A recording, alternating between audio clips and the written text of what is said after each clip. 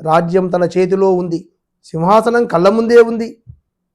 కానీ అతడు రాజుగా కాదు, సేవకునిగా జీవించడం అనే మార్గాన్ని ఎంచుకున్నాడు. రాముడు వనవాసానికి వెళ్ళిన వార్త విన్న భరతుని హృదయం ముక్కలైంది. వెంటనే అడవికి వెళ్ళి రాముణ్ణి తిరిగి అయోధ్యకు తీసుకురావడానికి ప్రాణం పెట్టి వేడుకున్నాడు. అన్నయ్యా, రాజ్యం నీదే, అయోధ్య నీ కోసం ఎదురు చూస్తుంది అని కన్నీళ్లతో ప్రార్థించాడు. కానీ రాముడు ధర్మాన్ని విడిచిపెట్టలేదు. ఆ క్షణంలో భరతుడు ఒక అసాధారణ నిర్ణయం తీసుకున్నాడు. రాముని పాదుకలను తన తలపై ధరించి వాటిని అయోధ్యకు తీసుకొచ్చాడు. వాటికే పట్టాభిషేకం చేశాడు. భరతుడు రాజభవనంలో అడుగు పెట్టలేదు, సింహాసనంపై కూర్చోలేదు, అయోధ్య వైభవాన్ని అనుభవించలేదు.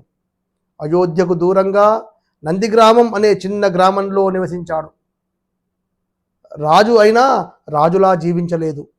రామునిలాగే నారచీరలు ధరించాడు, సుఖాలను త్యజించాడు.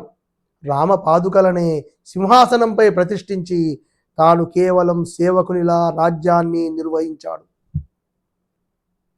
ప్రతి క్షణం, ప్రతి శ్వాస రాముని కోసం, రాముని ధర్మం కోసం అంకితం చేశాడు. భరతుడు మనకు ఒక గొప్ప సత్యాన్ని నేర్పించాడు. అధికారం అంటే అనుభవించడానికి వచ్చిన హక్కు కాదు, కాపాడవలసిన బాధ్యత. తనది కాని రాజ్యం తన చేతిలో ఉన్న దాన్ని స్వార్థం కోసం ఉపయోగించలేదు. ఒక ట్రస్టీలా నిజమైన యజమాని తిరిగి వచ్చే వరకు భద్రంగా కాపాడాడు. రక్త సంబంధం ఎంత పవిత్రమో ధర్మ సంబంధం అంతకంటే పవిత్రమని తన జీవితంలో నిరూపించాడు.